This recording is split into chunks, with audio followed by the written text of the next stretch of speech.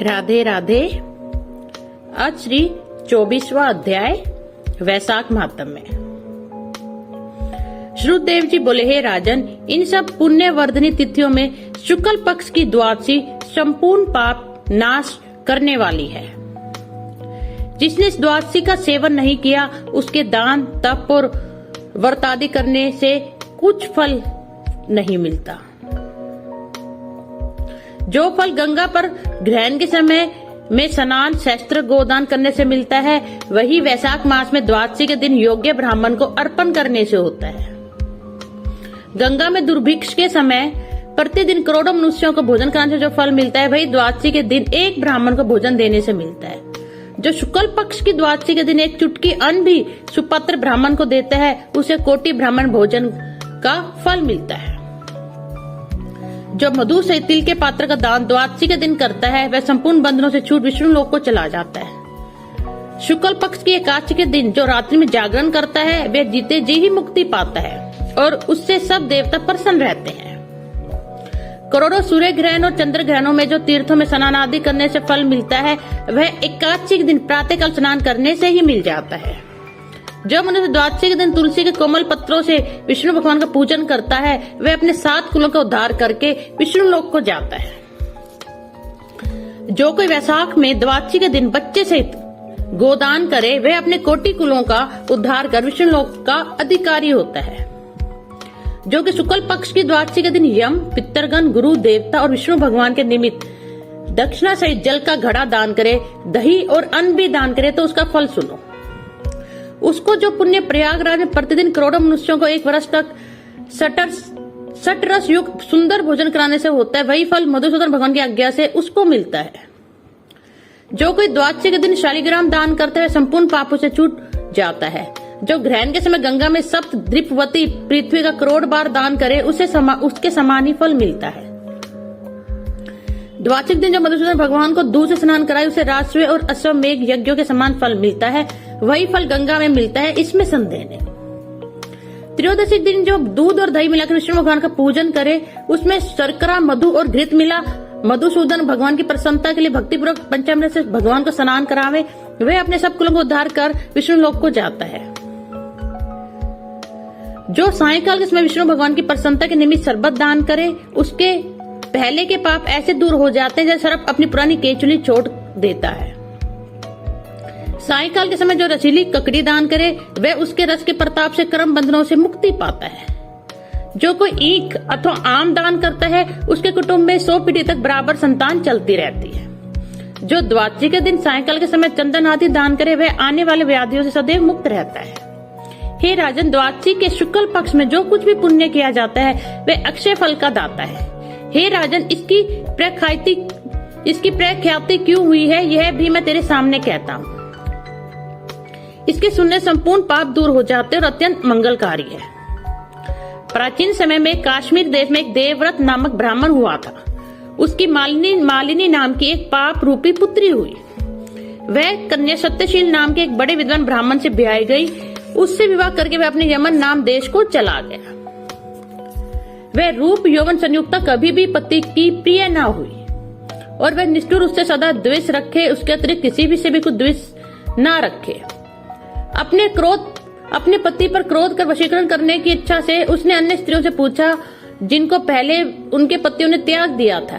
तब वह बोली, तेरा पति वशीभूत हो जाएगा, हमें अच्छी तरह विश्वास है। हमने तो वशीकरण की औषधि से अपने पति को वश में कर लिया। तू योगिनी के पास जा, वह सुंदर औषधि दे देगी, जिससे तेरा पति तेरे वश में हो जाएगा।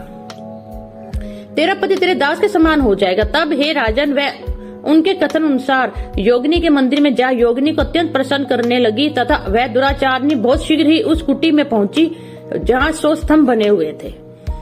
वह कुटी बहुत लंबी, चौड़ी और कांतिमान थी। उसके चारों ओर झालादार कपड़ा लगा था, जिसमें गोटा किनारी लगा हुआ था। बड़ी बड़ी दीवारों में चारों ओर सफेदी हो रही थी, दीपक जगमगा रहे थे। ऐसे शोभायमान स्थान में विराजित सेवा करने को आने वाले को देख रही थी।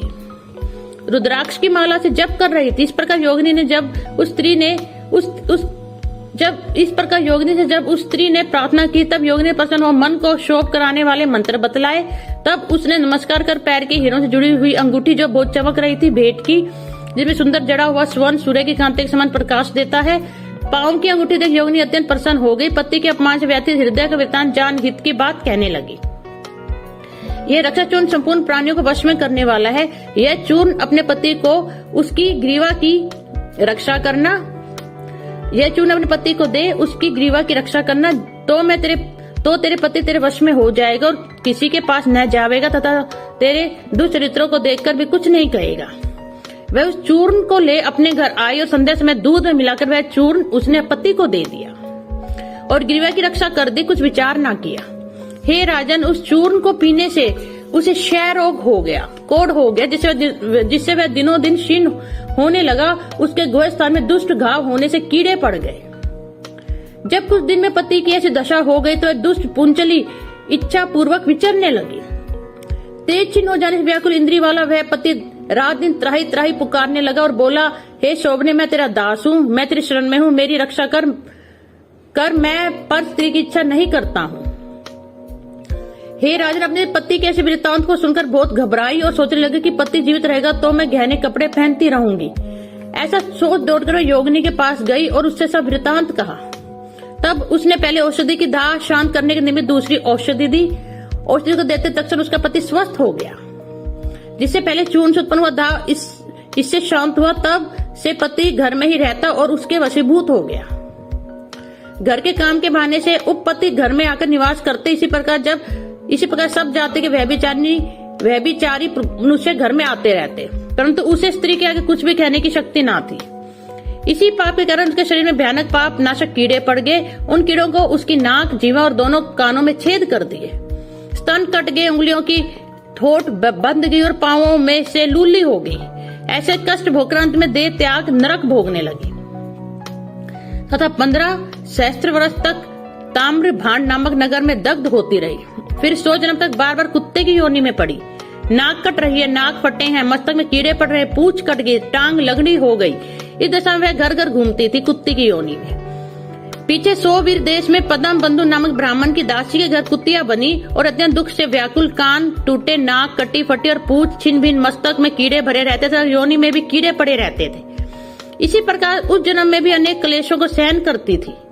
देव योग से जब कर्म फल पूरा हो गया तो वैशाख में मेष की संक्रांति में शुक्ल पक्ष की द्वादशी के दिन पदम बंधु का पुत्र नदी में स्नान कर पवित्र हो गीले वस्त्रों से घर आया।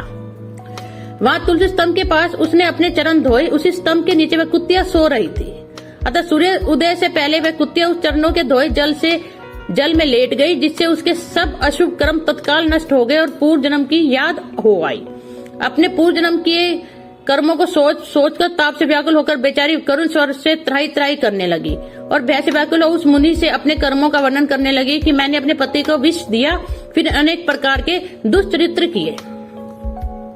हे ब्राह्मण, जो कोई धर्महीन दुराचारी स्त्री अपने पति को वश में करती है वह मेरी ही भांति ताम्र भांड नामक नरक में डालकर तपाई जाती है। पति ही नाथ है, पति ही स्वामी है, पति ही देवता है। उसके संग अनर्थ करके स्त्री सुख कैसे पा सकती है? जो कोई अपने पति को दुख देती है वह 100 जन्म पर्यंत कुत्तों की योनि पावे और शरीर में असंख्य कीड़े पड़ जाते हैं। अतः हे ब्राह्मण, स्त्री को उचित है कि वह सदा अपने पति की आज्ञा माने। मैं तुम्हारे सन्मुख खड़ी हूँ। यदि तुम आज मेरा उद्धार कर दो तो फिर मुझे नीच योनि नहीं मिलेगी। हे ब्राह्मण, मैं बड़ी दुष्टा, दुराचारणी और खोटी हूँ। अपना सुकृत मुझे देकर मेरा उद्धार करो। वैसा शुक्ल पक्ष में पुण्यों को बढ़ाने वाले द्वादश दिन स्नान, दान आदि, अन्न भोजन आदि जो सुकृत आपने किया है वह मुझे दे दो। हे ब्राह्मण, उस सुकृत के प्रभाव से मेरी मुक्ति हो जाएगी। हे ब्राह्मण, द्वादश दिन जो मनुष्य घर में स्नान कर ले तो उसे संपूर्ण तीर्थों का फल मिल जाता है, इसमें संदेह नहीं। द्वादश दिन जो तप, दान, यज्ञ, होम, वेद आदि पूजन किया जाए उसका अक्षय फल मिलता है। ऐसा फल तुम मुझे दे दो। जो लोग द्वादश दिन उपवास करते और त्रयोदशी के दिन पारण करते उसी फल से अवश्य ही उन्हें मोक्ष मिलती है। हे महाभाग, हे दीन वत्सल, मैं दीन हूँ, मेरे ऊपर दया करो। जनार्दन भगवान दीनानाथ हैं, जगतपति है और तुम्हारे भी नाथ हैं। ऐसे भगवान के जन भी वैसे ही होते हैं, क्योंकि जैसा राजा वैसी ही प्रजा होती है। हे यमलोक के मार्ग को नाश करने वाले, मैं अत्यंत दुखी हूँ, मेरी रक्षा करो। हे दीन वत्सल, मैं तुम्हारे द्वार पर रहने वाली दीन कुत्तियां हूँ। यह तिथि सहस्त्र ब्रह्म हत्या, गो हत्या और करोड़ों पापों से उत्पन्न हुए दोषों को नष्ट कर देती है। हे महामुने, इस स्थिति में आपने जो महापुण्य किया वह मुझे देकर मेरा उद्धार करो। मैं बड़ी दीन हूँ, व्याकुल हूँ, मेरी रक्षा करो। और अंत में हे द्विजवर, मैं तुमको नमस्कार करती हूँ। ऐसे वचन सुन वह मुनि पुत्र कुत्या से बोले, हे कुत्या, अपने किए हुए कर्मों के सुख दुख रूपी फलों को प्राणी भोगता है। हे दुराचारी शूद्र, क्या करेगी जिससे रक्षा चूर्णादि द्वारा अपने पति को वशीभूत किया। साधु के प्रति जो पाप करता है वह उसी को दुख देता है, और जो पुण्य करता है वह उसी के दुख को हरण करता है। पापी के लिए मनुष्य जो कुछ करता है वह पाप और पुण्य दोनों को नष्ट करता है। जैसे मिश्री मिला दूध सर्प को पिलाने से केवल विष ही बढ़ता है, ऐसे ही पाप कर्म है। जब मुनिपुत्र ने ऐसा कहा तब कुत्या अत्यंत दुख या ऊंचा मुख करके चित्कार करने लगी और उसके पिता से कहने लगी, हे पद्म बंधु, तुम्हारे द्वार पर पड़ी हुई मैं कुत्ते होता, मेरी रक्षा करो। मैं तुम्हारी रोटी नित्य खाती, मेरी रक्षा करो। क्योंकि गृहस्थी महात्माओं के घर पर जो पड़े है उनका उद्धार करना आवश्यक कर्तव्य है, ऐसा वेद वेताओं का मत है। चांडाल कुत्ता ये सदा गृहस्थों के दया पात्र है। अपने पाले हुए असमर्थ रोग से पीड़ित का जो उद्धार नहीं करते वे अवश्य नरक में पड़ते हैं, इसमें संदेह नहीं। ये वेद वेताओं का मत है। सब संसार का कर्ता एक ही परमात्मा है, वह सबको रचकर स्वयं सब जीवों को दारादि रूप से पालन करता है। अतः अपने पाले हुए की रक्षा करना भगवान की आज्ञा है। आप भगवान की आज्ञा का उल्लंघन करते हैं तो वह अज्ञानी बनते हैं और भगवान के कोप का भाजन बनके अंत में नरकगामी होते हैं। यह कर्म कर्तव्य है और तुम दयालु हो, अतः मुझ दुर्बुद्धि का उद्धार करो। घर के भीतर दुख से आर्त कुत्या के ऐसे वचन सुन पद्म बंधु शीघ्र ही घर से बाहर आए और कुत्ते से पूछने लगे, क्या बात है। तब पुत्र ने सब कथा वर्णन की। तो अपने पुत्र के वचन सुन विस्मित हो कहने लगे, मेरा पुत्र होकर तूने यह क्या किया। हे पुत्र, साधुओं का ऐसा वाक्य कहना अनुचित है। अपनी ही आत्मा का सुख देने वाला पापी औरों से तिरस्कृत किए जाते हैं। हे पुत्र, देखो संपूर्ण प्राणी परोपकार के ही लिए हैं।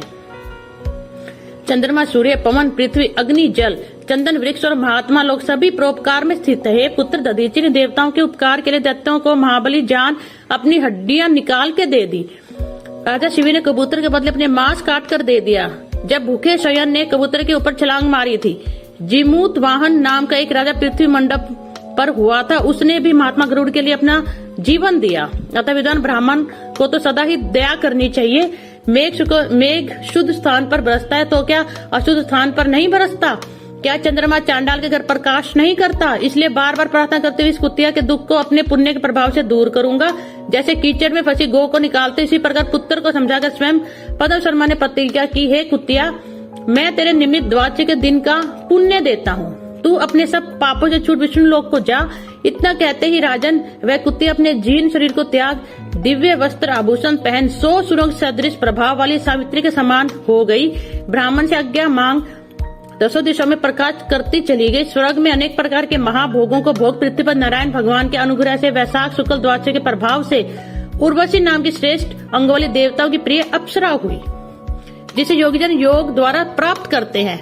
ऐसे अग्नि तुल्य प्रकाशित श्रेष्ठ प्रामात रूप को प्राप्त कर संजन भी मोहित हो जाते हैं। उसी रूप को कुतिया ने प्राप्त किया। तत्पश्चात पद्म बंधु ने मधुसूदन भगवान की प्यारी पुण्य बढ़ाने वाली स्थिति को संसार में प्रख्यात किया। करोड़ों सूर्य ग्रहण और चंद्र ग्रहण से भी अधिक पुण्य रूपी और सब यज्ञों से अधिक ऐसी यह तिथि ब्राह्मण ने तीनों लोकों में सिद्ध कर दी। ओम नमो भगवते वासुदेवाय। धन्यवाद।